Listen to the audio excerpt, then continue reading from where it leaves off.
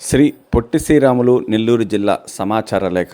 ప్రజల తాగునీటి అవసరాలను తీర్చడంలో కేంద్ర ప్రభుత్వ జల జీవన్ మిషన్ పథకం ఎంతగానో దోహదం చేస్తోందని రాష్ట్ర దేవాదాయ శాఖ మంత్రి ఆనం రామనారాయణ రెడ్డి అన్నారు. సంగం మండలం అన్నారెడ్డిపాలెంలో ₹1 కోటి వ్యయంతో చేపట్టనున్న జల జీవన్ మిషన్ పథకం పనులకు ఆయన శంకుస్థాపన చేశారు. అనంతరం జరిగిన సభలో మంత్రి ఆనం మాట్లాడుతూ ఆత్మకూరు అసెంబ్లీ నియోజకవర్గంలోని పలు గ్రామాలకు ఈ పథకం ద్వారా తాగునీటిని అందిస్తామని ఆయన వెల్లడించారు. దేశ రక్షణ రంగాన్ని పటిష్టం చేసేందుకు భారత ప్రధాని నరేంద్ర మోడీ ఎన్నో చర్యలు తీసుకుంటున్నారని రాష్ట్ర మానవ వనరులు ఐటీ శాఖల మంత్రి నారా లోకేష్ అన్నారు. బోగోలు మండలం జుగులదిన్నెలో సాగర్ డిఫెన్స్ సంస్థ ఏర్పాటు చేయనున్న అటానమస్ మేరీటైమ్ సిస్టమ్స్ డెవలప్మెంట్ సెంటర్కు ఆయన శంకుస్థాపన చేశారు. అనంతరం జరిగిన కార్యక్రమంలో లోకేష్ మాట్లాడుతూ కేంద్ర ప్రభుత్వానికి ఆంధ్రప్రదేశ్ పూర్తి స్థాయిలో సహాయ సహకారాలను అందిస్తోందన్నారు. డబుల్ ఇంజన్ సర్కార్ వల్లే ఆంధ్రప్రదేశ్ను వివిధ సంస్థలు తమ పరిశ్రమల కేంద్రాలుగా ఎంచుకుంటున్నాయన్నారు. ప్రధానమంత్రి సూర్యాఘర్ యోజన పథకం కింద జిల్లాలో మొదటి విడత 6 గ్రామాలను మోడల్ సౌర గ్రామాలుగా అభివృద్ధి చేయనున్నట్టు కలెక్టర్ హిమాంశు శుక్లా తెలిపారు. ఈ పథకం అమలుకు సంబంధించి వివిధ శాఖల అధికారులతో నెల్లూరులో నిర్వహించిన సమీక్ష సమావేశంలో ఆయన పాల్గొన్నారు. ఈ సందర్భంగా కలెక్టర్ మాట్లాడుతూ 6 గ్రామాలలో ఈ పథకాన్ని అమలు చేయడం వల్ల ఇతర గ్రామాల ప్రజలకు కూడా అవగాహన కలుగుతుందని అభిప్రాయపడ్డారు. ఈ పథకాన్ని ఉపయోగించుకోవాలని ఆయన ప్రజలను కోరారు. దేశాభివృద్ధిలో యువత పాత్ర ఎంతో కీలకమని నెల్లూరులోని విక్రమసింహపురి విశ్వవిద్యాలయ ఉపకులపతి ఆచార్య అల్లం శ్రీనివాసరావు అన్నారు. విశ్వవిద్యాలయంలో మేరా యువ భారత్ జాతీయ సేవా సంస్థల ఆధ్వర్యంలో వికసిత్ భారత్ యూత్ పార్లమెంట్ కార్యక్రమాన్ని నిర్వహించారు. డాక్టర్ అల్లం శ్రీనివాసరావు మాట్లాడుతూ ప్రజాస్వామ్య పద్ధతులు, సంప్రదాయాలపై యువత మరింత అవగాహన పెంపొందించుకునేందుకు ఇలాంటి కార్యక్రమాలు దోహదం చేస్తాయన్నారు. వికసిత్ భారత్ లక్ష్యాన్ని చేరుకోవడానికి జాతీయ విలువలు, బాధ్యతాయుత ప్రవర్తన, నాయకత్వ లక్షణాలను విద్యార్థులు పెంపొందించుకోవాలని ఆయన కోరారు. పీఎం కిసాన్ అన్నదాత సుఖీభావ పథకాల ద్వారా జిల్లాలో 195,866 మంది రైతుల ఖాతాల్లో ₹111 కోట్ల ప్రభుత్వం జమ చేసిందని జిల్లా కలెక్టర్ హిమాంశు శుక్లా తెలిపారు.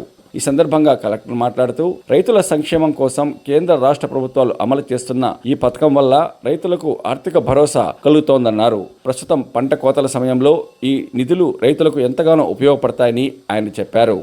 దేశంలోని ప్రతి అసెంబ్లీ నియోజకవర్గంలో ఏకలవ్య విద్యాలయాన్ని ఏర్పాటు చేసేందుకు కృషి చేస్తున్నామని జాతీయ ఎస్టీ కమిషన్ చైర్మన్ అంతర్ సింగ్ ఆర్య తెలిపారు.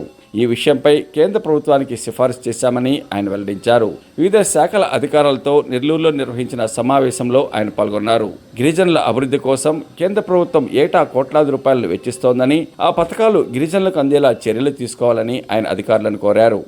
మహిళల్లో గర్భాశయ క్యాన్సర్ను నివారించేందుకు కేంద్ర ప్రభుత్వం అందిస్తున్న వ్యాక్సిన్ను 14 ఏళ్లలోపు ఆడపిల్లలందరూ తప్పనిసరిగా వేయించుకోవాలని కోవూరు ఎమ్మెల్యే వేమిరెడ్డి ప్రశాంతిరెడ్డి పిలుపునిచ్చారు. బుచ్చిరెడ్డిపాలెం మండలం జొన్నవాడలోని ప్రాథమిక ఆరోగ్య కేంద్రంలో హెచ్పివి వ్యాక్సినేషన్ కార్యక్రమాన్ని ఆమె ప్రారంభించారు. ఈ సందర్భంగా ఎమ్మెల్యే ప్రశాంతిరెడ్డి మాట్లాడుతూ 3 నెలల పాటు జిల్లాలోని అన్ని ప్రభుత్వ ఆసుపత్రులలో ఉచితంగా ఈ వ్యాక్సినేషన్ కార్యక్రమం జరుగుతుందన్నారు.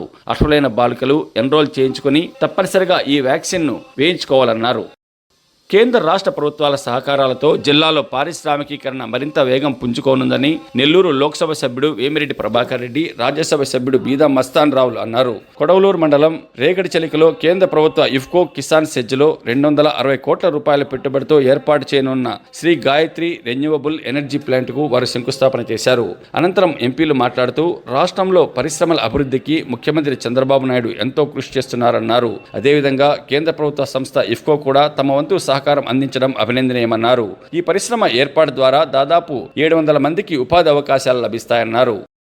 బోగోలు మండలం జువలదిన్నె వద్ద ఏర్పాటవుతున్న రక్షణ రంగ పరిశ్రమ వల్ల మత్స్యకారులకు ఎలాంటి ఇబ్బందులు ఉండవని, ఒకవేళ ఏదైనా సమస్యలు ఎదురైతే ప్రభుత్వం వాటిని సత్వరమే పరిష్కరిస్తుందని రాష్ట్ర గనులు, భూగర్భ వనరులు శాఖ మంత్రి కొల్లు రవీంద్ర తెలిపారు.